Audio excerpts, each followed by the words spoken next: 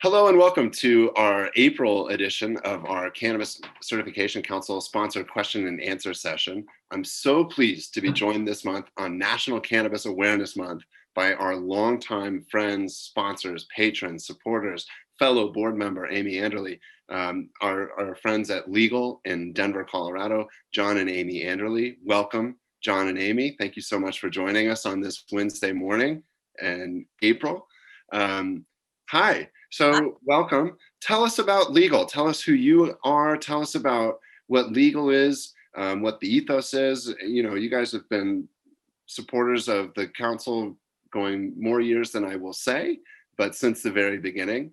You know, I always hold you two up as examples of what leadership in the industry can look like and what, you know, forward-looking people are trying to do.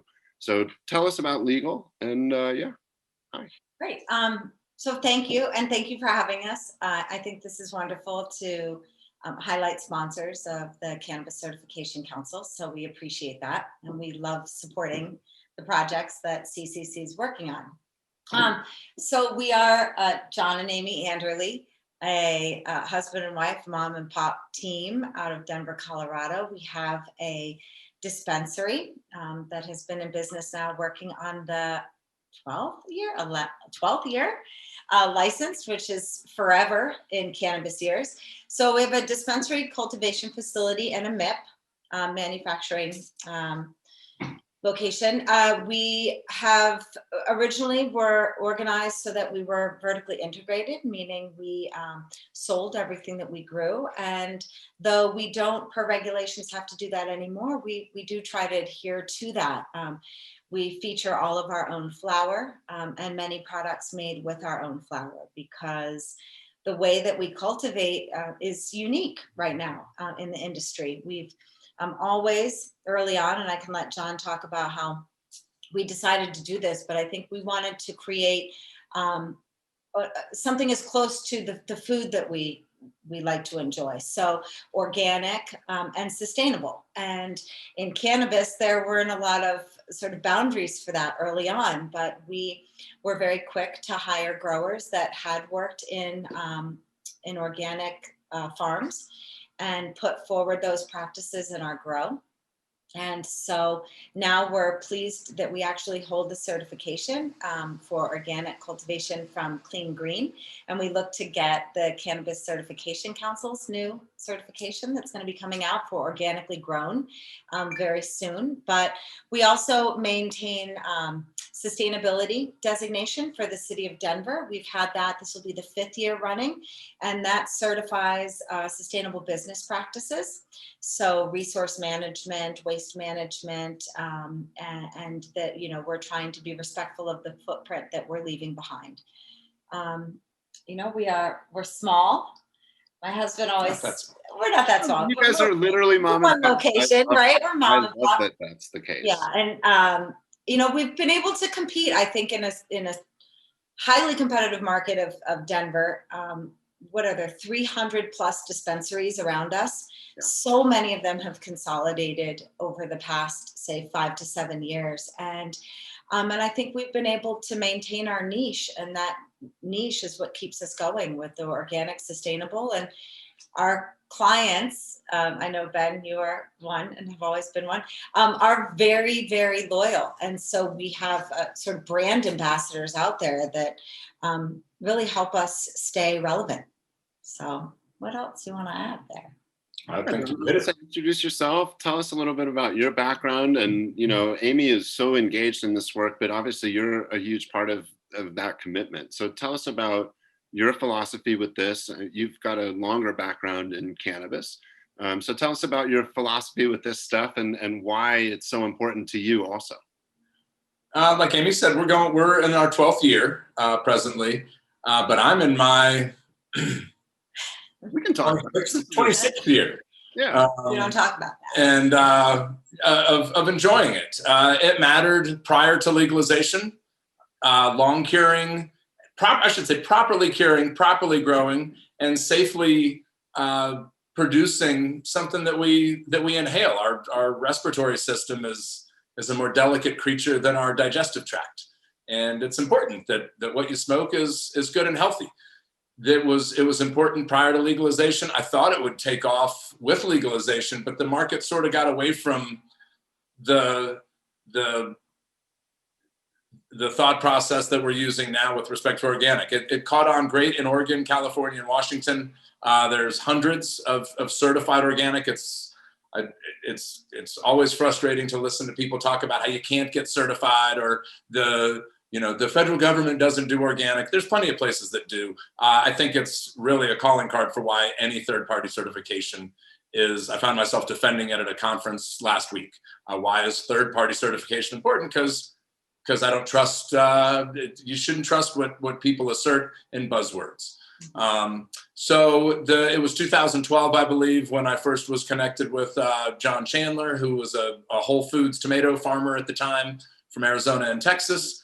And we've segued into Ray Paz. From there, Ray has worked with us for 8 years. And he also has a background cultivating organic food. So it was an important change in the direction of the industry. When in 2012, when we went this direction, I don't know of anybody doing it prior to us with respect to organic food cultivators, organic food farmers, and we're staying the course. And it seems like a lot of people, if they're not getting the certification or the designation, they're certainly following in the direction of organic cultivation. Well, I know we've seen, right, like in the various meetings and groups that we're all in together at the city level or the state level, we've seen the development of kind of the usual suspects, right, of the companies that are also out there in the Colorado market that seem to be engaged in a lot of the conversations that we're in. So, John, you kind of alluded to this, but I'd like to just put it out directly. Like, something you and I have talked about in terms of the direction of your production and the ethos behind it is literally about you wanting to have a product to take home for yourself that you could really trust and believe in. So illuminate that. Talk about why it's so important to you. That is certainly one reason. And another reason is I come from a food background of 25 years of waiting tables and tending bar. And just like in the food industry, there's a lot of the more corners you cut, the more money you make. And also having 25 years of F&B experience, I don't need that much money to survive. It's not a revenue generation game. Our company's never been for sale.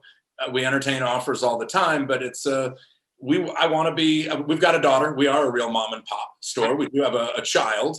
And quite honestly, being the first people ever involved in this, before California, Oregon, and Washington, we had Denver that was legal. And quite frankly, I'd like people to be able to look at my daughter, whether it's you or anyone else, and say, man, your folks did it right.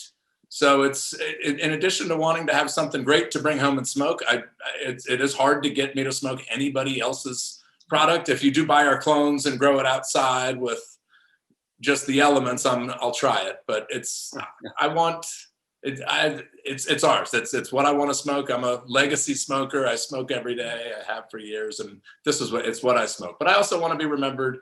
I want people to know that we had the option to cut corners and make more money, and we chose the right path, and we tried to keep the industry on that same path.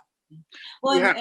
And I just want to add there that early on we were medical before we were rec, and so many of the patients that were coming into legal had real medical issues that would only be further impacted negatively if they were to have it be smoking something with poison on it, or that was grown with synthetic nutrients, etc. Like I think that there was a responsibility that we felt to that, and then stigma. All the stigmas around cannabis and what that means and what that's like, and so we have felt, I think, a responsibility to do better, even more from a corporate social responsibility to just taking care of our clients.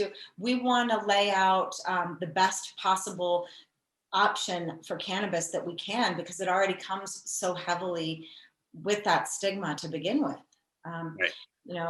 We're only 10 years removed from me fielding a call from the Department of Public Health and Environment where they asked me if Eagle 20 being cultivated at a place that they were inspecting was a reasonable pesticide to use. Yeah, no, I mean, you guys, your advocacy has been, I think, a key driver in pushing at least this market forward. You know, Denver, I think, really got more stringent with looking at the chemicals and the different things that are being used, and then that really permeated out to the state level. And you guys have always been, I think, And ahead to of a larger effect, the national level. It seems like how, there's a saying in Colorado, how Denver goes is how Colorado goes, but also how Colorado goes, is how the country goes. No question. You know, I mean, we just saw New York State legalize, and a lot of the post analysis has been that they really lifted the blueprint from Colorado and overlaid it in New York. And there's no question that we still in Denver and in Colorado have this kind of outsized impact on the global cannabis regulatory space. And again, I think even though you guys are literally mom and pop and are one store, you have always been extraordinarily vocal. And I think because you've invested in that product differentiation, you've been able to really have a voice and drive some of the conversation. So John, thank you so much for sharing about that, because again, to me, even though we know it's not about you, but I think for our audience, for people that listen on video later, hearing that this is what the owner is thinking of this business, this is what they want to produce, is such an important thing, because it talk about transparency and knowing the ethos and philosophy. This is what people want. So let's segue a little bit. Amy, you've been involved with the council, as I said earlier, for years. You've also been on the Denver Cannabis Sustainability Working Group, which is, I think, a wonderful model, again, leading the country, and really all sorts of jurisdictions from across North America and across the globe are looking at what we're doing with that group in Denver. Talk about what you have done at Legal to engage in sustainable practices. You're part of the Certifiably Green Denver program. Let's hear more about what you're doing there. Sure. I think my background coming into this is relevant in this area, because people always ask, like, what got you into cannabis, or what did you do beforehand? And so my graduate degree is in nonprofit management. So I feel much more comfortable in, sitting at a table with fellow board members than I did in a dispensary and in the cultivation initially. There was a big learning curve for me. So early on, I looked for ways that I could take my professional experience pre-cannabis and then carry that over. So reaching out when I had an opportunity with the, first engaging with the marijuana industry group and starting there and just getting to know our peers and how that worked, and sharing what we were doing, which at the time, about 10 years ago, was rare. A lot more people were guarded about what they were doing, and we were always opening our doors. So we opened our doors to regulators, the Department of Revenue, the Marijuana Enforcement Division, welcomed them to come take tours and to learn about cultivation, because we knew that the more they knew, they were going to better be able to regulate. So I think about the same time is when I first connected with you and some of the fellow board members that previously was the Organic Cannabis Association, and talking as a group with the Cannabis Certification Council, what we became, and saying, like, here I am, a dispensary, and I need something meaningful that lets our clients know what we do and what we say we do, we actually do, and beginning to have those conversations about third-party certification. So we can talk more about that later, but I think that involvement was really important for us, because we knew that the education and teaching people about the differentiation for organic, it couldn't come from us. You shouldn't get it from the brand that you're buying for. You should have that from outside, someone else. And then pretty much around those same years was the development of the city of Denver put together a sustainability work group for cannabis, which was wonderful, because that's when they first started taking a look at, okay, yes, you're heavy on electrical use, and regulation does push you to have a certain kind of packaging, but how can we begin to have discussions, educate each other with the best practice manual, et cetera, about different areas, and in the past few years, out of that group has come new regulation standards around how we handle our waste and our compostable waste, and new regulations around packaging and that access. So I think that where it was beneficial to us as a company, it was nice to be able to feel like we were engaging. And being so small, I think initially that level of involvement was our corporate social responsibility. We felt like if we could go talk about this as much as we could, then we would have a bigger impact. And looking back, we certainly did. I think now there's this impetus for us to really make sure we keep up and we stay ahead, because there's a lot of new technology coming now that wasn't there for all of the sustainable efforts and the certifications. But this has managed to keep us relevant for 10 years. So while it cost us a lot of money early on, it was a decision that we could only make being the owners. I think in the long run, the payoff is what keeps us here having this conversation with you today. John, do you want to add to that at all? Well, the thing that just keeps running through my mind is you only get interest out of topics like this from competitive markets. New York with 5 licenses or 10 licenses. Florida, where only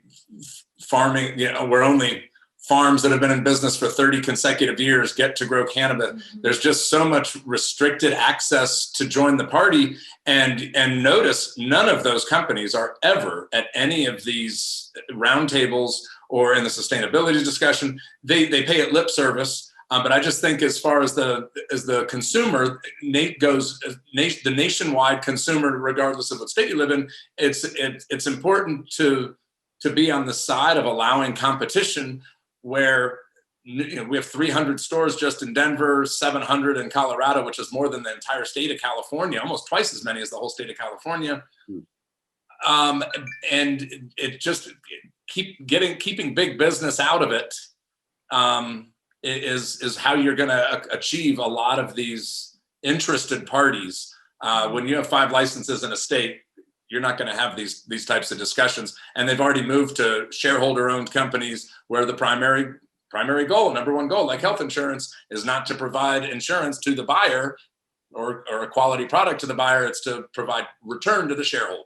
Right. Well, and I have to jump in there, because that's where educating the consumer comes in.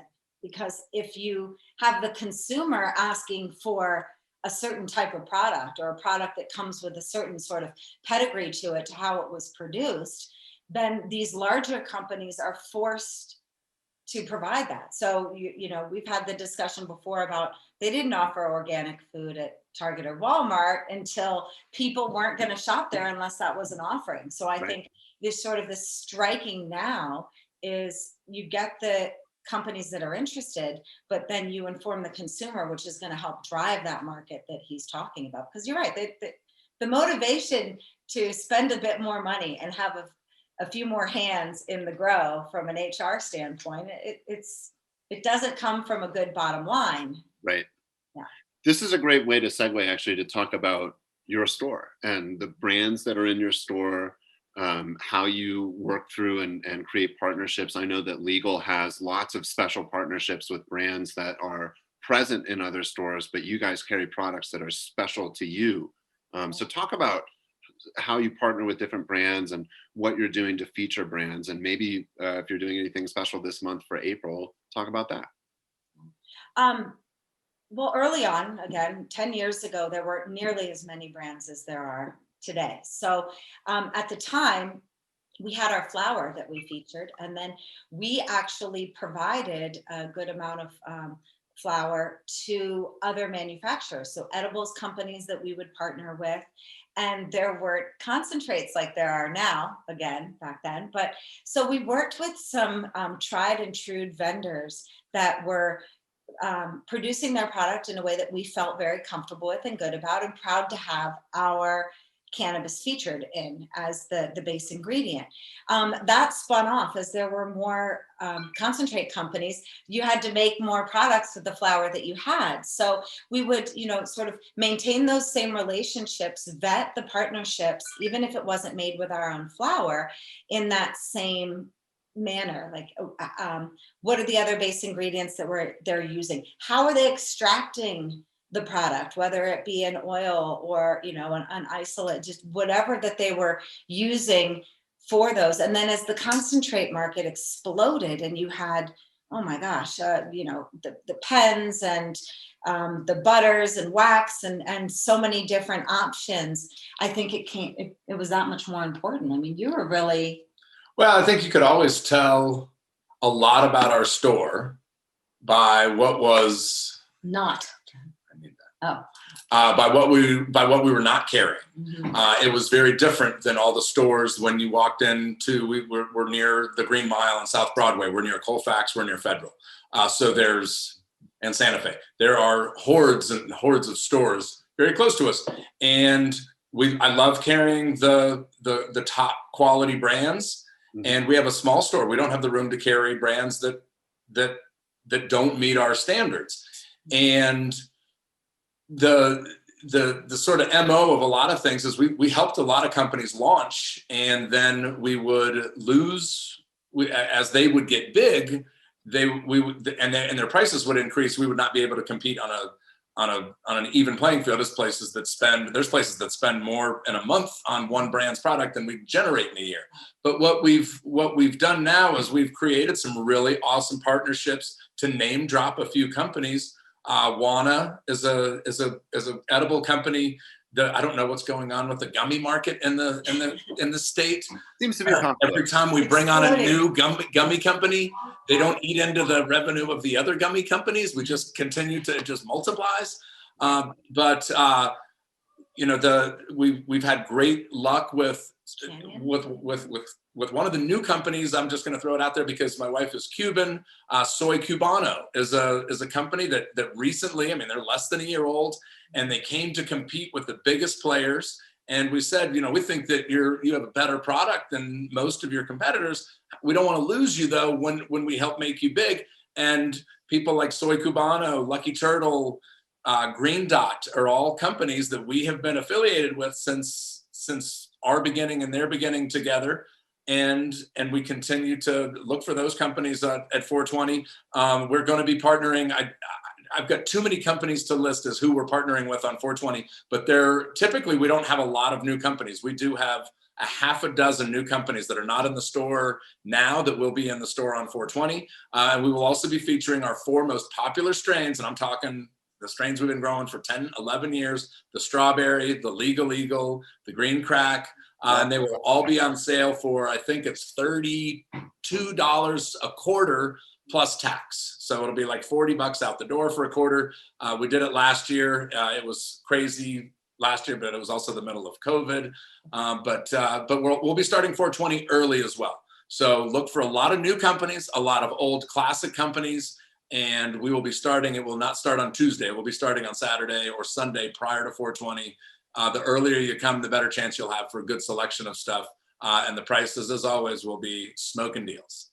Plug the website, guys, because people can do online orders, right, to pre-order and get ahead of the line. So right. LegalDenver.com. And Dutchie. LegalDenver.com, and you can use Dutchie to order and have your order ready, and you don't even have to wait in line. No deal. And everybody from out of town will be standing in a line, and if you pre-order and we already have your order packed up in a bag, all you got to do is come in and take off. Yeah. Love it, you guys. There's so much there, and I'm glad that we talked a little bit about what's coming up later this month, because we'll turn this around quickly. We just have a few more minutes left, so I want to make sure to give you both, if there's anything that you really want to make sure that consumers know, that people in Denver know, what do you want people to take away about legal and what you're doing with your business? The trendiest, newest strains out of California or wherever else from the trendiest Instagram posts are just reconfigurations of everything that we've been selling for 12 years. So if you don't think we have the newest, hottest strain that has a bunch of words that we've never heard, all you got to do is buy 3 strains that we already have, mix them together, and it'll be the exact same thing. That's great. Amy? And, I think that we try to get people educated that if they don't live here or if they don't shop here and they're going back home, just asking the right questions. You know, where was this product grown? How was this product grown? If someone can't answer those questions confidently, then I think that brings up more questions to the shopper.